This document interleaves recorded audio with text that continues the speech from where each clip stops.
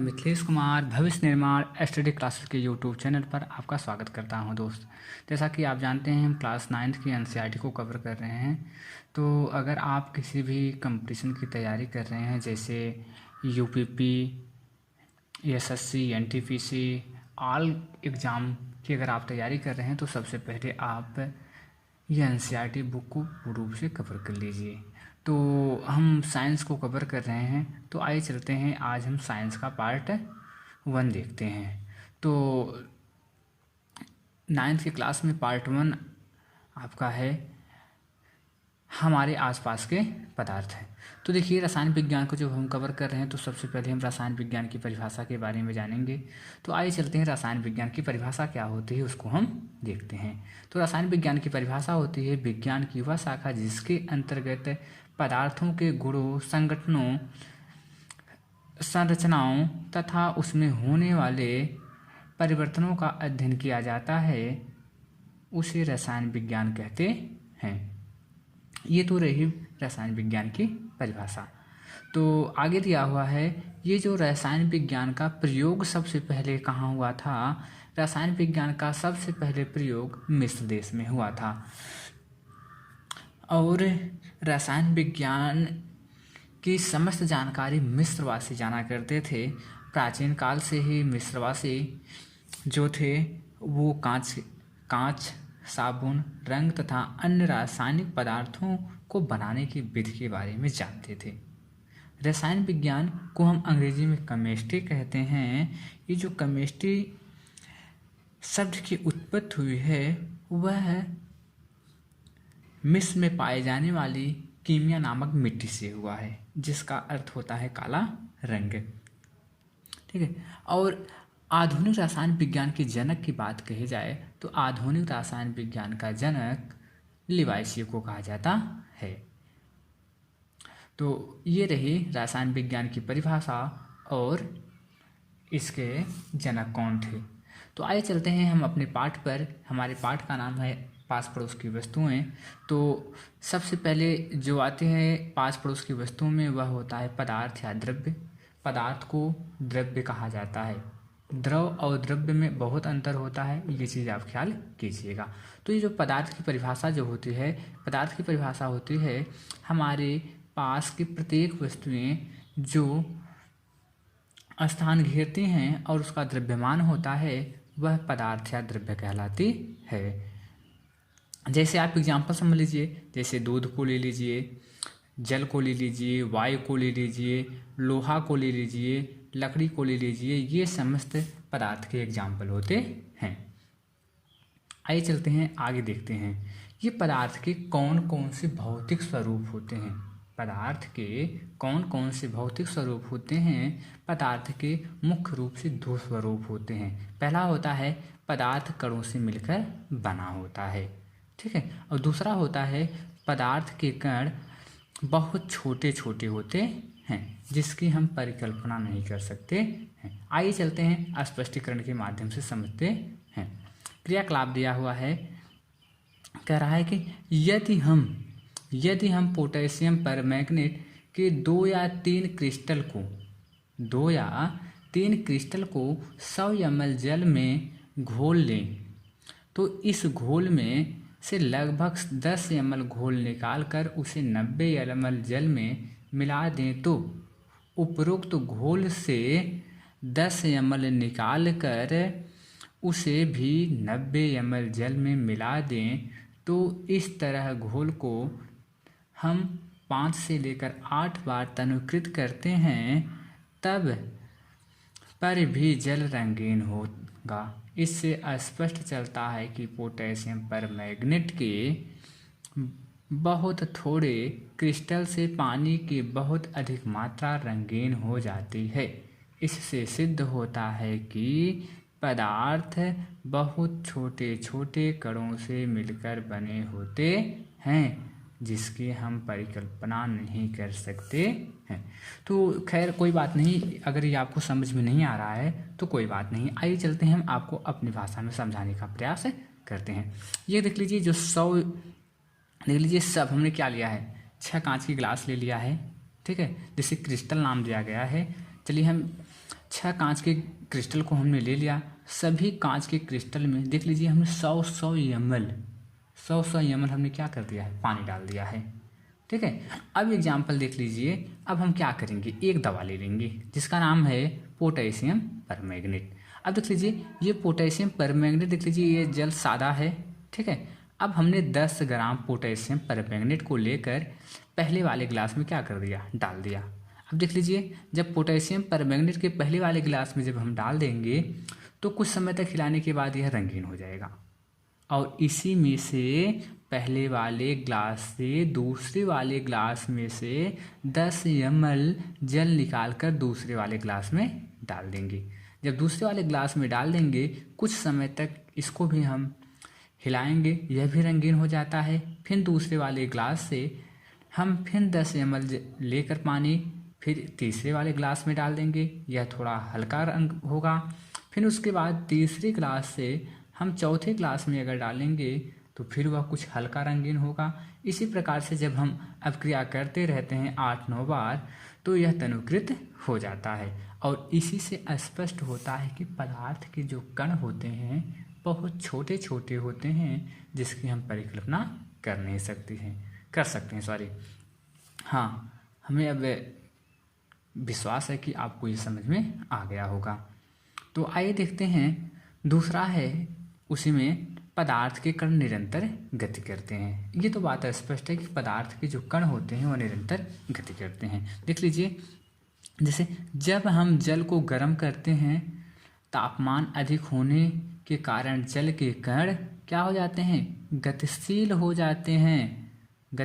जाते हैं। जैसे कॉपर सल्फेट को जल में डालने पर वह बिना हिलाए डुलाए ही क्या हो जाता है, वह घुल जाता है। और जब वह बिना मिलाए ही घुल जाता है उस क्रिया को विसरण कहा जाता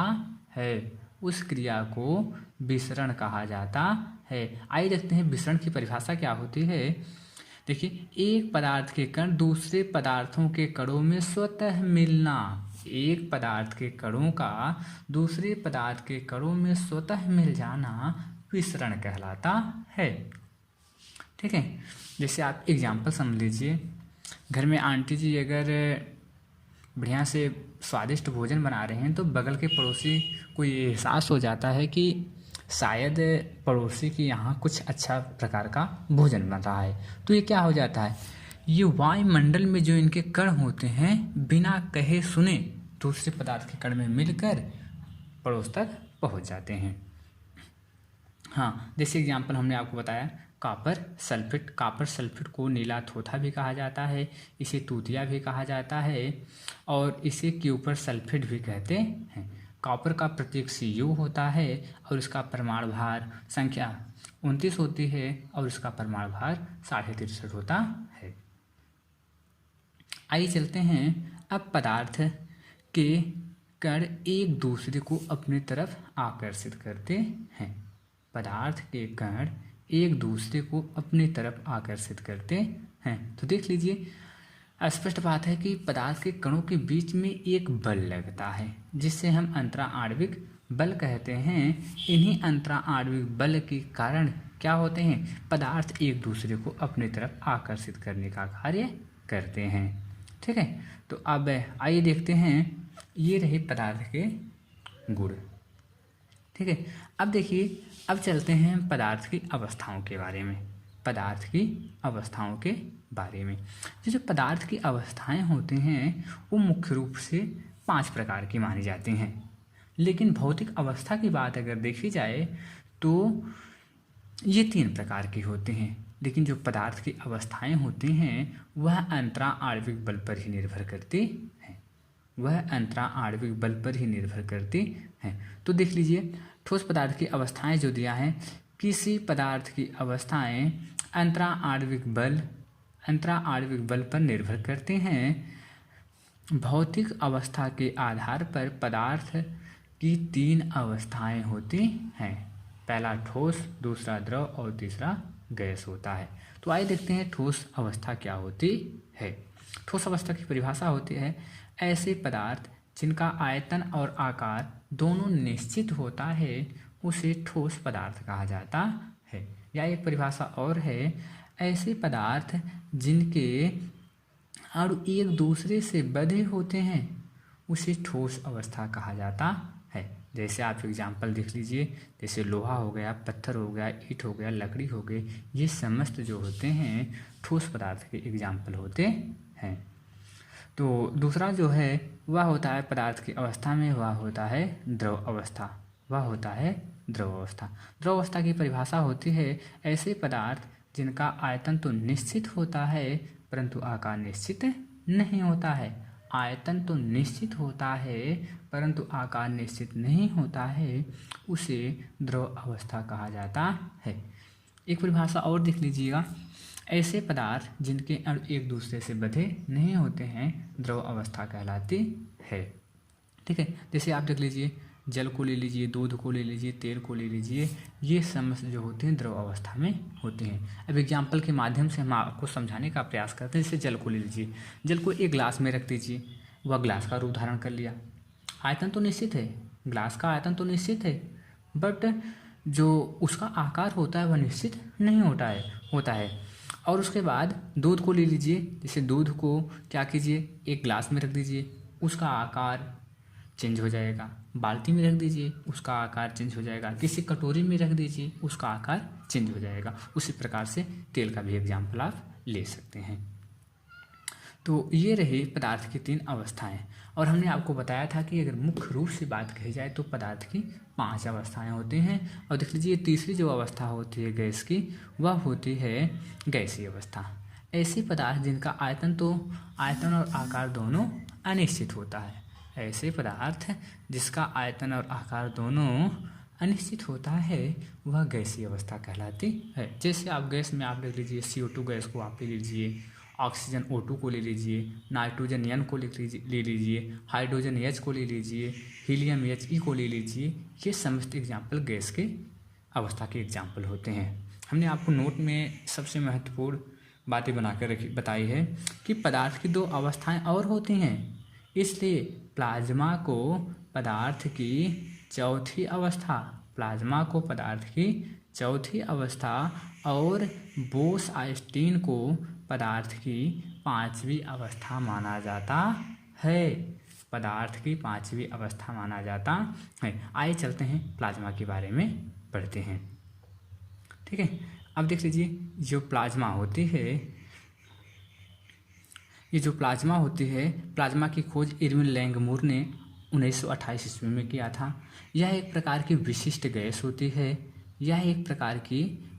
गैस होती है जो उच्च ताप पर प्राप्त होती है। यह विद्युत का अच्छा सुचालक होता है और अच्छे सुचालक होने के साथ साथ यह चुंबकीय क्षेत्र को भी प्रभावित करता है। हाँ, एक चीज़ आप ध्यान दीजिएगा, जो प्लाज्मा गैस होती है इसका आकार अनिश्चित और आयतन भी अनिश्चित मात्रा में होती है। आप एक चीज़ देख लीजिए, ध्यान से समझिएगा। घर पर आपके यहाँ जो होते फ्लोरोसेंट ट्यूबलाइट होती है, जो फ्लोरोसेंट ट्यूबलाइट होती है या बल्ब होती है, उसमें एक प्रकार की विशिष्ट चमक निकलती है। वही तो है प्लाज्मा मेरे भाई, वही प्लाज्मा होती है। आपके घर में जब रोशनी जलती है तो देख लीजिए उसमें एक विशिष्ट प्रकार की चमक निकलती है। वही चमक क्या होती है, प्लाज्मा के एग्जाम्पल होते हैं। यहाँ पर दिया हुआ है, विद्युत ऊर्जा प्रवाहित होने पर यह गैस आयनीकृत होकर एक विशेष प्रकार की क्या करता है, चमक उत्पन्न करता है। और यही चमक क्या होती है, प्लाज्मा होती है। देख लीजिए, जैसे एग्जाम्पल दिया है, प्लाज्मा के कारण बल्ब जो होते हैं, सूर्य होते हैं, जो तारे होते हैं, चमकते हैं। और उच्च तापमान के कारण तारों में क्या होती है, विशेष प्रकार की प्लाज्मा होती है। ठीक है, हाँ, आप देख लीजिएगा, जो आपके घर में CPL बल्ब होता है, ठीक है, उसको आप ले लीजिए। जो LED बल्ब होता है, देख लीजिए, जब जलता है तो उसमें एक विशेष प्रकार की क्या होती है, चमक निकलती है। वो क्या होता है, एक प्रकार की प्लाज्मा होती है। ठीक है, हाँ, एक चीज़ आप ध्यान दीजिएगा, जब हम CPL का नाम ले लिए हैं और LED का नाम ले लिए हैं, तो आप देख लीजिए, जो CPL का फुल फॉर्म होता है मेरे भाई, कंप्रेस्ड फ्लोरोसेंट लैंप होता है। और LED का जो फुल फॉर्म होता है वह लाइट इमिटिंग डायोड होता है। ठीक ठीक है। आइए चलते हैं अब पदार्थ की आपकी अवस्था की सबसे अंतिम अवस्था जो होती है वह अवस्था होती है प्लाज्मा होती है, ठीक है। प्लाज्मा की खोज आज से करीब 100 वर्ष पहले ही 1920 ईस्वी में सर सत्येंद्रनाथ बोस ने ही क्या किया था, कर दिया था। लेकिन इनका पूरा श्रेय क्या जाता है, अल्बर्ट आइंस्टीन और सत्येंद्रनाथ बोस के ही ऊपर जाता है, ठीक है। ये देख लीजिए, ये जो होता है इसको सबसे पहली बात जो ये BEC होता है, बोस आइंस्टीन कंडेंसेट होता है, इसको पृथ्वी पर प्राप्त किया ही नहीं जा सकता है। तो आइए देखते हैं, यह अत्यंत निम्न ताप पर प्राप्त होता है। इसे अत्यधिक कम घनत्व वाली गैस कहते हैं। अब देख लीजिए, हमने कहा ना ये सबसे इसका जो घनत्व होता है बहुत कम होता है और यह पृथ्वी पर पाया ही नहीं जाता है। यह पदार्थ क्या होता है, ठोस, द्रव, गैस के अंतराणविक बल पर निर्भर करता है। यह तत्व यौगिक मिश्रण के यौगिक और मिश्रण के तीनों अवस्थाओं के भौतिक अवस्थाओं में पाया जा सकता है, ठीक है। स्पष्ट बात है कि देख लीजिए, यहाँ पर सबसे बड़ी चीज़ होती है अंतराणविक बल, और जो अंतराणविक बल होता है वो क्या होता है, यहाँ पर एक समान कार्य नहीं करेगा। जब एक समान कार्य नहीं करेगा तो तापमान में बढ़ाव और चढ़ाव, यानी चढ़ाव और उतार जरूर होगा। जब चढ़ाव और उतार जरूर होगा तो क्या होगा, इसमें जो तापमान होगा एक नियत तापमान निश्चित नहीं हो पाएगा, और जब निश्चित तापमान नहीं हो पाएगा तो ये क्या हो जाता है, ये BECG की अवस्था में कभी आ ही नहीं सकता है। अब देख लीजिए, ये चीज़ होती है। हमने आपको बताया था कि 1920 ईस्वी में अल्बर्ट आइंस्टीन ने 5वीं अवस्था की भविष्यवाणी कर दी थी, जिसे BEC कहा था, ठीक है। इतना कथक प्रयास के बाद अमेरिका में सन 2001 ईस्वी में एरिक ए कॉर्नेल, वुल्फगैंग कैटरले और कार्ल E वेमैन को BEC की अवस्था प्राप्त करने के लिए नोबेल पुरस्कार प्रदान किया गया था, ठीक है। अब आप एक चीज़ ध्यान दीजिएगा, ये होता है। और उसके बाद जो दिया हुआ है ये देख लीजिए, आप चित्र के माध्यम से देखने का प्रयास कीजिएगा। ये जो ठोस पदार्थ होता है इस प्रकार से इसकी संरचना होती है, और द्रव पदार्थ जो होती है इसकी संरचना इस प्रकार से होती है, और गैस जो होते हैं इस प्रकार से इसकी संरचना होती है। प्लाज्मा और BEC की अवस्था इस प्रकार से होती है। तो दोस्तों, अगर आपको हमारा वीडियो अच्छा लगा हो तो आप हमारे वीडियो को लाइक कीजिए, शेयर कीजिए, सब्सक्राइब कीजिए। तब तक के लिए हंसते रहिए, मुस्कुराते रहिए। जय हिंद, जय भारत।